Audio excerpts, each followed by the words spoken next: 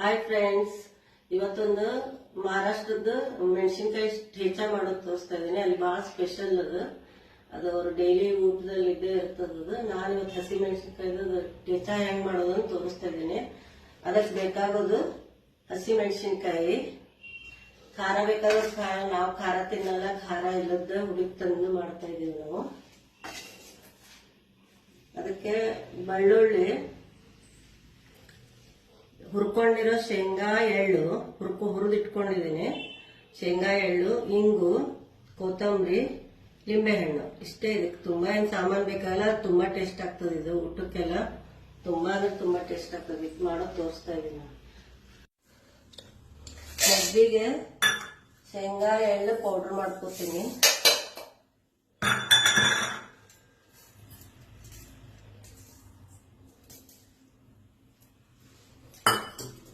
ಎರಡು ಪೌಡರ್ ಮಾಡ್ಕೊಂಡ್ ಬರ್ತೀನಿ. ಈಗ ಮೆಣಸಿನ್ಕಾಯಿ,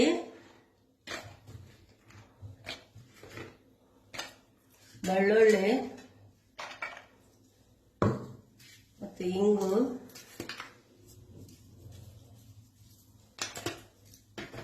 ರುಚಿಗೆ ತಕ್ಕಷ್ಟು ಉಪ್ಪು, ಇದಿಷ್ಟೀಗ ತರಿತರಿಯಾಗಿ ರುಬ್ಬೇಕು. ಇದನ್ನ ತುಂಬಾ ಸಣ್ಣ. ಇವಾಗ ಇದರಲ್ಲಿ ಹಸಿ ಮೆಣಸಿನ್ಕಾಯಿ, ಬೆಳ್ಳುಳ್ಳಿ ಮತ್ತೆ ಸ್ವಲ್ಪ ರುಚಿಗೆ ತಕ್ಕಷ್ಟು ಉಪ್ಪು ಹಾಕೊಂಡಿದ್ದೀನಿ. ಇದನ್ನ ತರಿತರಿ ರುಬ್ಕೋಬೇಕು. ಸಣ್ಣ ನುಣ್ಣಗೆ ರುಬ್ಕೊಳಂಗಿಲ್ಲ. ಕಲ್ಲಿದ್ರೆ ಕಲ್ಲಲ್ಲೇ ಮಾಡ್ಕೋಬಹುದು. ನನ್ನ ಮನೆಯಲ್ಲಿ ಇಲ್ಲ. ಈಗ ನಾನು ಇದನ್ನ ತರಿತರಿಯಾಗಿ ಮಿಕ್ಸಿಯಲ್ಲಿ ಹಾಕೊಂಡ್ ಬರ್ತೀನಿ.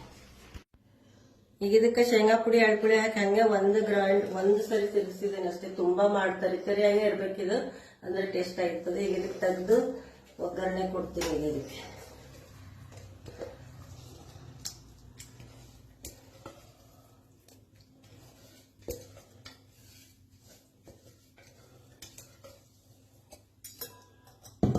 ಈ ತರ ತರಕಾರಿಯಾಗಿರ್ಬೇಕು. ಇದಕ್ಕ ಸಣ್ಣಗೆ ಹಚ್ಚಿರೋ ಕೊತ್ತಂಬರಿ ಹಾಕ್ಬೇಕು ಸ್ವಲ್ಪ.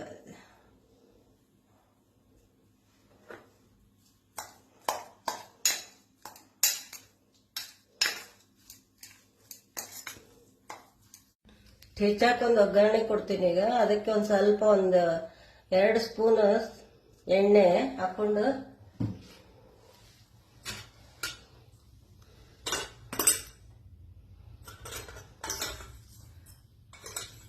ಸಾಸಿವೆ, ಜೀರಿಗೆ, ಅಷ್ಟು ಪುಡಿ,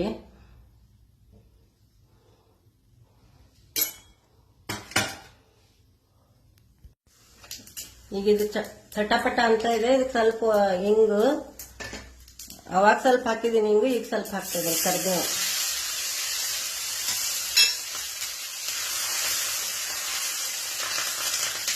ರೆಡಿ ಆಗಿದೆ. ಇದಕ್ಕೆ ಒಗ್ಗರಣೆ ಕೊಡ್ತಾ ಇದ್ದೇನೆ. ಈಗ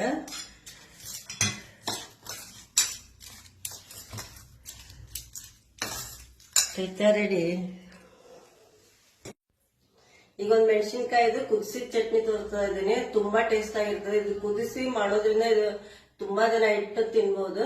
ಅದಕ್ಕೆ ಬೇಕಾಗೋದು ಹಸಿ ಮೆಣಸಿನ್ಕಾಯಿ.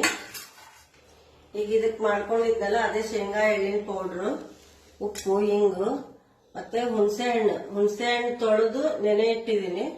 ಹುಣಸೆ ಹಣ್ಣು ಹಾಕ್ಬೇಕಂದ್ರೆ ಅದಕ್ಕೆ ಟೇಸ್ಟ್ ಆಗ್ತದೆ ಹುಳಿಯಾಗಿ.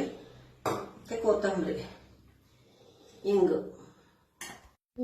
ಮೊದ್ಲಿಗೆ ಇದು ಮೆಣಸಿನ್ಕಾಯಿ ಮತ್ತೆ ಹುಣಸೆ ಹಣ್ಣು, ನೆನೆಸಿಟ್ಟಿರೋ ಹುಣಸೆ ಹಣ್ಣು ಹಾಕೊಂಡು ಮಿಕ್ಸಿ ಮಾಡ್ಕೊಂಡ್ ಬರೋದು. ಈಗ ಮೊದ್ಲಿಗೆ ಮಿಕ್ಸಿ ಮಾಡ್ಕೋಬೇಕು. ಇದನ್ನು ಸ್ವಲ್ಪ ತರಿತರಿನೇ ಮಾಡ್ಕೋಬೇಕು, ತುಂಬಾ ಸಣ್ಣ ಮಾಡ್ಕೋಬಾರ್ದು ಇದನ್ನ. ಈಗ ತರಿತರಿಯಾಗಿ ಇದನ್ನ ಮಿಕ್ಸಿಗೆ ಹಾಕೊಂಡ್ ಬಂದಿದ್ದೀನಿ. ಈಗ ಬುಟ್ಟಿ ಇಟ್ಕೊಳ್ಳೋದಕ್ಕಾದ್ಮೇಲೆ ಒಂದು 3-4 ಸ್ಪೂನ್, ಸ್ವಲ್ಪ ಎಣ್ಣೆ ಜಾಸ್ತಿ ಬೇಕು ಇದಕ್ಕೆ, ಒಂದು 3-4 ಸ್ಪೂನ್ ಎಣ್ಣೆ ಹಾಕೋಬೇಕು. ಸಾಸಿವೆ,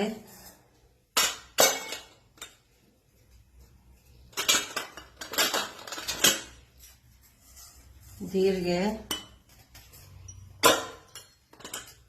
ಅರಿಶಿನ ಪುಡಿ. ಸಾಸಿವೆ ಜೀರಿಗೆ ಎಲ್ಲ ಹಾಕಿದ್ರೆ ಚಟಪಟ ಅಂತ ಇದೆ. ಸ್ವಲ್ಪ ಕರಿಬೇವು, ಇದು ಚೆನ್ನಾಗಿ ಹಾಕ್ಬೇಕು. ಅದಕ್ಕೆ ಹಿಂಗೆ ಹಾಕಿ ಆದ್ಮೇಲೆ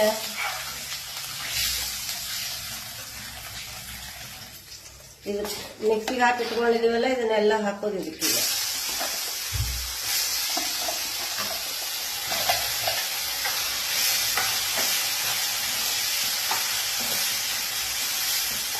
ಇದಕ್ಕೆ ಎಣ್ಣೆ ಸ್ವಲ್ಪ ಜಾಸ್ತಿ ಬೇಕು, ಎಣ್ಣೆಯಲ್ಲೇ ಬೇಯಬೇಕಿದು. ಇದು 1 ವಾರ 15 ದಿನ ಇಟ್ಟರು ಏನಾಗಲ್ಲ. ಹೊರಗಡೆ ಮೊದಲಿನವರೆಲ್ಲ ಹೊರಗಡೆ ಇಟ್ಕೊತಾ ಇದ್ರು.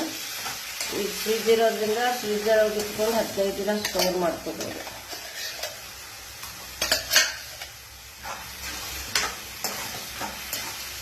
ಇದು ಸ್ವಲ್ಪ ಬೇಯೋವರೆಗೂ ಹಿಂಗೆ ಕೈಯಾಡಿಸ್ತಾ ಇರಬೇಕಿದು.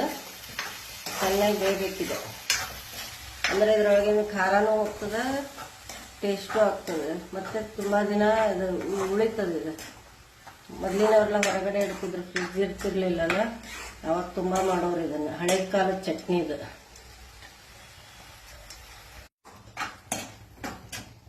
ಈಗ ಇದು ಕೈಯಾಡಿಸಿ ಸರಿಯಾಗಿ ಸ್ವಲ್ಪ ಕೈಯಾಡಿಸ್ತಾನೆ ಇರ್ಬೇಕು. ಆಮೇಲೆ ಅದಕ್ಕೆ ಸ್ವಲ್ಪ ಉಪ್ಪು, ರುಚಿಗೆ ತಕ್ಕಷ್ಟು, ನಿಮ್ಗೆ ಎಷ್ಟು ಬೇಕು ರುಚಿಗೆ ತಕ್ಕಷ್ಟು ಉಪ್ಪು, ಬೆಲ್ಲ ಹಾಕ್ಬೇಕು. ಸ್ವಲ್ಪ ಬೆಲ್ಲ ಹಾಕಿ ಮತ್ತೆ ಕುದಿಸ್ಬೇಕಿದೆ ಚೆನ್ನಾಗಿ.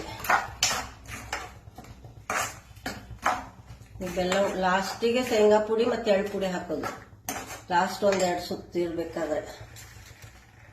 ಇವಾಗ ನೋಡ್ರಿ ಇದು ಕಲರ್, ಹಸಿರು ಕಲರ್ ಹೋಗಿ ಚೇಂಜ್ ಆಗಿದೆ. ಈಗ ಬೆಂದಿದೆ, ಇದು ಗೊತ್ತಾಗ್ತದೆ. ಎಣ್ಣೆನೂ ಹಿಂಗೆ ಬಿಟ್ಕೊಂಡು ಇದು ಆಗ್ತಾ ಇದೆ, ಇದು ಸ್ವಲ್ಪ ಮುದ್ದೆ ಮುದ್ದೆ ತರ.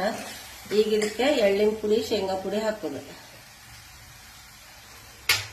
ಎಳ್ಳಿನ ಪುಡಿ, ಶೇಂಗಾ ಪುಡಿ ಹಾಕೋದಿದೆ.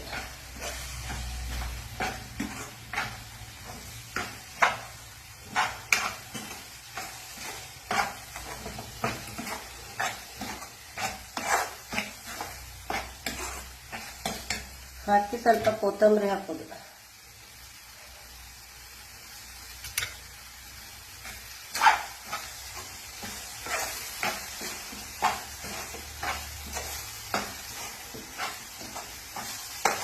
ಈಗ ಇದು ರೆಡಿ ಆಗಿದೆ, ಕುಚ್ಚಿದ ಚಟ್ನಿ. ಇದನ್ನ ಈ ತರ ಮಾಡಿಟ್ಕೊಂಡ್ರೆ ಬೇಕಾದಷ್ಟು ದಿನ ಉಳಿತದೆ, ಕೆಡವಿಲ್ಲ.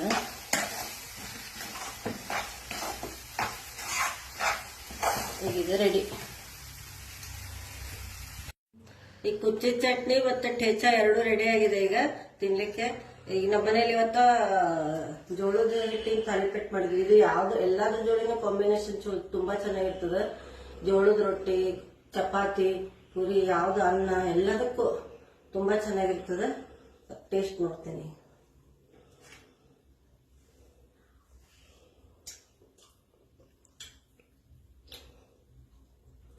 ಸೂಪರ್ ಆಗಿದೆ. ಬಾಯಿ ಕೆಟ್ಟಾಗಿ ಇದನ್ನ ಮಾಡ್ಕೊಂಡು ತಿಂದು ನೋಡ್ರಿ, ತುಂಬಾ ರುಚಿ ಆಗ್ತದ. ಅವಾಗ ಬಾಯಿ ಎಲ್ಲ ಟೇಸ್ಟ್ ಆಗಿ.